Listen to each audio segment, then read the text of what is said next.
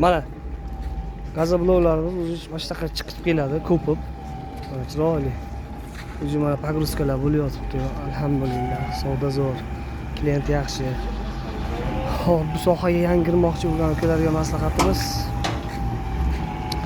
mahsulotni o'zingizga chiqargandek chiqarishingiz kerak ekan. Biz mana shu qurilish mahsulotlarini chiqarish sohasida 6-yil ketyapti sohamiz. Narx bilan raqobat qilmang. Narx bilan raqobat qilgan odam oxiri bankrotlikka uchraydi. Mana biz shularga bilan sohasidamiz.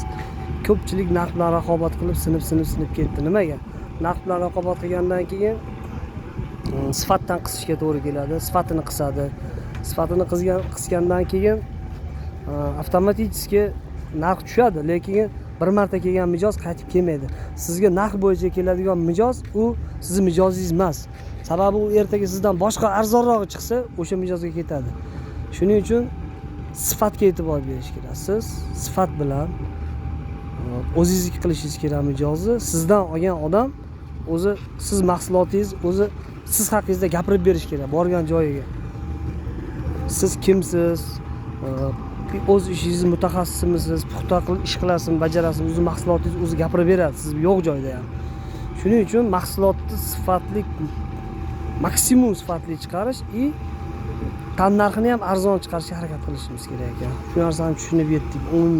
16 yil ishlab chiqarish sohasida bo'lsam, savdo sohasida 10 yildan beri tajribaga egaman. Shu xulosaga keldik, alhamdulillah. Shuning uchun yosh bu qaysi sohada bo'lsangiz ham biznesga kirib kelgan ukalar, akalar maksimum mijozni rozi qilishingiz kerak. Maksimum mijozni rozi qilish bilan shug'ullanishingiz kerak. Shunda niyatingiz pok bo'lsa, Alloh taolo beradi hammasini inshaalloh.